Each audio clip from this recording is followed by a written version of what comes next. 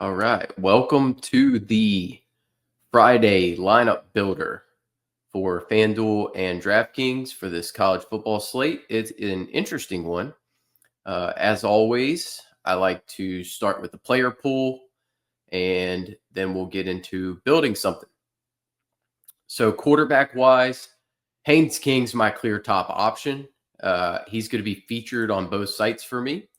He's going to be a featured option in all of my lineups. I think that Georgia Tech is going to dominate. I got a good amount bet on Georgia Tech to cover at Colorado. Just not a believer in Caden Salter. I think that offense for Colorado takes a big step back for obvious reasons.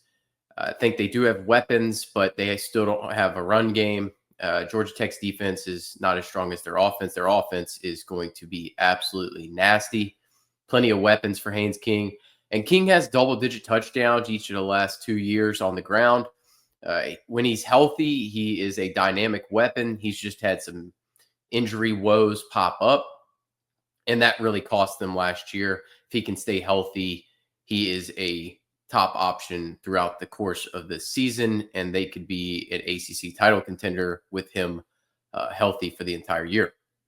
Aiden Childs, man, he pops in projection, but I'm not planning to play him, but I think he should be in your pool if you were going to run 20 max or 150 max. Aiden Childs definitely in the player pool. My second favorite guy is going to be Walker Eaget. I mentioned him yesterday on the show that if he gets a ton of run and everybody's playing him, we know that there's everybody playing optimizers and paying for websites because who the heck knows who Walker Eaget is outside of nut jobs like myself and industry folks. They throw the ball a ton, and I'm going to play him stacked up. I think he's got a decent price tag. Jackson Arnold also in my pool, more towards the 150 max. He can run a good bit. He's got great weapons on the outside. I don't think Baylor's too much of a problem from a defensive standpoint. I'm still an Arnold believer, so I do not mind taking shots there. Hunter Watson, we saw UNLV just get absolutely toasted last week. He can run. He had 94 yards rushing and a touchdown on the ground last week in that game. I think you could take shots there at 94. Begrudgingly, I'm going to say that Robbie Ashford should be in your pool if you're playing multiple lineups, like a lot. You're going to need at least 5 to 10. I don't like Robbie Ashford. I think he's a pure pivot play off of Damon Claiborne. I think you can play him with Claiborne to try to get all the touchdowns. Wake's going to blow Kennesaw out of the water. I'm playing that game through Claiborne, but I understand if you want to take shots on Ashford with his legs. Last guy in the player pool on FanDuel here for me, Connor Harrell. He can run. He was named the team captain. He's the starter there. Tim Albin, quality coach. 8,200 is a good price tag for him. I would take shots there, but once again, he's more on the low end for me. I prefer Haynes King, Eaget, Arnold, Watson, kind of in that order for me. And then you can sprinkle some of the Childs, Ashford, Harrells, but you need to be playing a lot of lineups to make that work. Running back wise, Devon Claiborne is by far and away my number one RB. I think he ends up he's the entire offense for the most part. I think he gets just massive usage, and he's probably the safe bet to score 2 touchdowns and hit the 100-yard mark. I think he clears 20 points in this matchup fairly easily. Bryson Washington's a good player. I don't know that you need to go there. It's a decent matchup, but I think it's definitely tougher than Claiborne's. I think he's in play. He should be in your pool. I think you can take shots there, specifically if you want to go opposite by getting an Ashford team in there and saying Ashford steals some of these touchdowns from Claiborne. You can throw Washington in. He's always a good option to throw into the mix. Rashad Dubinion transfers over from Arkansas down to Appalachian State. against Charlotte. I think Tim Albin's going to have this team rolling quickly, but in this situation, it's going to take some time. But so I think Appalachian State can run the ball early on Charlotte. I'm leaning into that. He's going to be in some of my lineups for sure. He's a top 3 back on the slate for me. Jamal Haynes is in play at 9,900. If you want to pivot off a Haynes King, I don't particularly want to, so I'm not necessarily getting there, but I think he is an option you can look to. Same with Jaden Thomas. He doesn't get the volume that I would like, but at 10-1, so he's expensive. He's just capable of breaking a 70-yarder at any point in time. Last week, let's look at it. Just absolutely dominant performance with 147 yards and 3 touchdowns, but he averaged 14 yards a carry and only had 10 attempts. So that's the scary part, right? Is the volume going to be there to make him viable? Floyd Chalk is in play at 93. I'm not necessarily going there with my limited set of lineups that I'm going to play this week, but I'm also playing a ton of Walker Eget. If you want to get off of Eget, I think Chalk's a good pivot there. It's just San Jose State likes to chuck it. And since I am playing a lot of Walker Eget, I'm also going to play a lot of my favorite value play, which is Trey Cornist. So Trey Cornist, starting running back at Central Michigan. Their team total's not great, but I'm getting him at 5,200. He's the starter. That's a team that likes to run the football, control the clock. I think they try to play keep away. So I like this for Cornist. You got to get value somewhere. That's where I'm going to get it. Cameron Smith for Ohio, or for Charlotte. I'm thinking Ohio because of Tim Albin. Cameron Smith, Tim Albin likes to have a ball carrier who is a kind of a bulk guy. They've talked about mixing and matching. He's popping a little bit in projections, but 4,300 you don't really need to use. You can punt down there if you want. And then the elephant in the room for me is taking shots on these Michigan State guys and Mekhi Frazier and Brandon Tullis at 53 and 5,700. I think they are in play, but they're talking about a 1A, 1B situation. Don't necessarily love that. So I'm kind of going to avoid with the limited lineups that I'm going to play this week. Wide receiver wise, Cam Coleman's the top player for me as far as the high end. Him and Nick Marsh stand out for me. They're both top options. I'm perfectly happy playing either of them. I'm going to play Coleman in this situation. I think Rivers is good, but he's too priced up here. Omarion Miller, Draylon Miller, both in play. I prefer Draylon at the 62 price tag. I still, like I said, like Marsh. And then I think there's a multitude of options of places you can go here. When I'm playing Cornist, I'm going to play Marsh.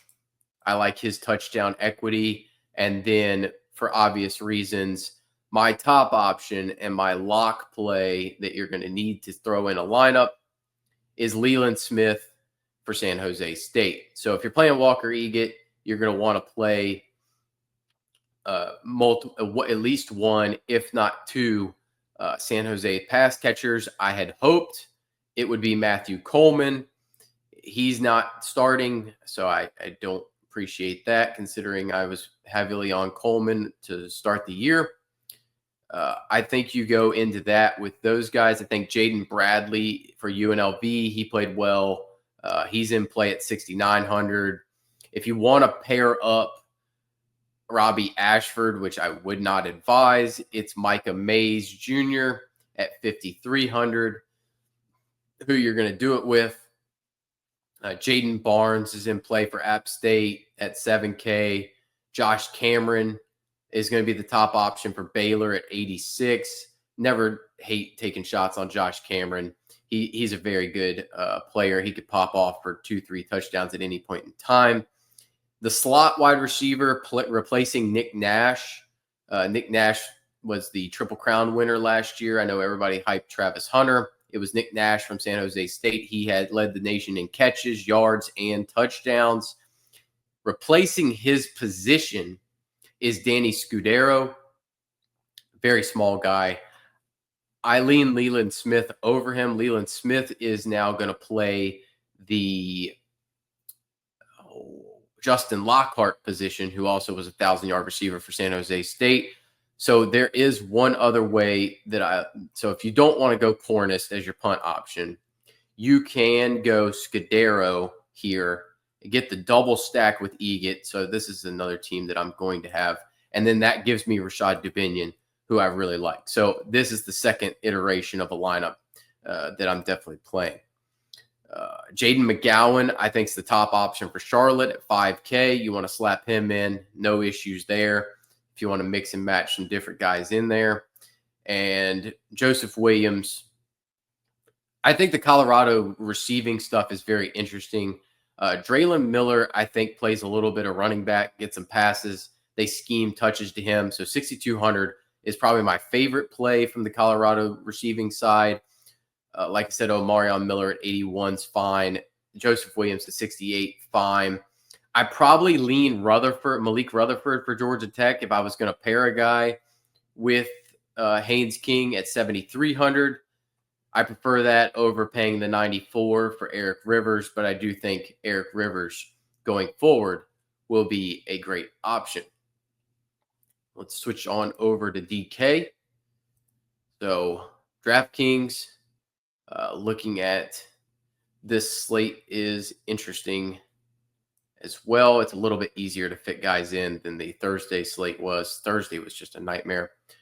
For my money, Haynes King, obviously, also another option at 9,800. No problems there. He's just my top raw player by more than 2 points. Once again, Aiden Childs popping at 7,500. You want to play him? Go right ahead. I have no problems there. Like I said, playing limited lineups on DK. I'm just kind of paying a little bit more attention now to Saturday slate.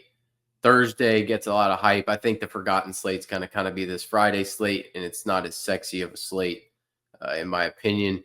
So I'm just kind of going to sling a little bit of mud in here and play around in the slot for a bit, but nothing too much. Walker Eget for me at 85 is my top option to pair with him. Again, these lineups are going to look very similar because of the way the pricing works out. Jackson Arnold at 89, you want to play him, no problems there. Hunter Watson, 82, no problems there. Robbie Ashford, 74, no problems there. Connor Harrell, again, 66. If that's your punt option, in my opinion, no problems there. Looking at running back wise, Damon Claiborne, again, just an absolute animal at 86. I am playing him. I don't think you can fade him. I think that's the guy. He's just, he's 2 points clear of Bryson Washington. Bryson Washington is more expensive at $9K. You want to play Washington, no issues. You can. Dubinion, I love at this price tag of $5,500. So he's locked in loaded. And then Jamal Haynes at 76. If you want to pivot off of Haynes King, no issues going to 76 there. Jaden Thomas, much more palatable price tag at 7K on here. 6K for Floyd Chalk, good price tag. I think he's in your pool. Trey Cornist is my top value option, similarly to what we saw on FanDuel. He's definitely the top value option here. Starting running back, good situation. Gives me that play at 4,200. Cameron Smith is 46. I'm kind of avoiding that situation. Same thing with the Michigan State guys. If we had a number one back for Michigan State, I'd happily play him. It's just we don't have one. So I'm going to lean towards Cornist, who I know is going to get carries, versus taking shots on Tullis or Frazier. And we thought it might be ETT at one point, but now he's gone too. Wide receiver wise, again, Leland Smith, 5,900. I like the price tag. I'm going there. I think Cam Coleman's priced up a little bit too much for me on DK. And my initial lean was to get a lot of Eric Singleton at 36 because I thought he was way too cheap to go at 3,600. But there's a report out that he's going to suit up and play, but he's not 100%. So that tells me he's not going to be on the field as much as I thought he would be. And therefore, I'm probably going to avoid. So they have enough wide receiver depth with Perry Thompson, with Malcolm Simmons, with Horatio Fields. I think Malcolm Simmons gets more run because of this. So with the lack of Singleton being healthy, I'm going to avoid. I like Jaden McGowan a good bit. That gives me a little bring back for Rashad Dubinion. McGowan transferred over. He doesn't have a ton of production last year, but he transfers over from Boston College. I believe he was previously at Vanderbilt. He's going to be in the slot. He's going to be their top option. I like the price tag at 36. He's a glaring value on this slate. Definitely going to be playing him. Josh Cameron, 62, probably priced up a little bit for me, but I think he's in play. Jaden Bradley is going to be my other play at 37. I think Jaden Bradley is going to end up being played a ton by a number of people. If you want to get different and you want to double stack Eget on this in here without being able to get to Scudero and Smith, your option is Malachi Riley. So he listed as a starter. He comes over from Arizona. He's going to play on the outside. I'm more confident in the other two, but I think it's fine to take shots on Malachi Riley if you want. But I'm going to lean into Jaden Bradley. Just playing it a little bit more safe in this situation. Draylon Miller, very good price tag at 4,600. Micah Mays, fine price tag at 4,700 if you want to pair up Robbie Ashford. I don't advise doing that unless you're playing 20-plus entries. Nick Marsh, 66, fine play. I probably prefer Scudero a little bit more given the PPR nature of DK. And then Omarion Miller's perfectly fine at 4K if you want to get there. Rutherford, Rivers, like we said, 56, 61. Not necessarily my cup of tea to pair Haynes King in this situation. I think you need the value wideouts. Ashton Hawkins, fine play at 3,700. He's already got good rapport with Sawyer Robertson.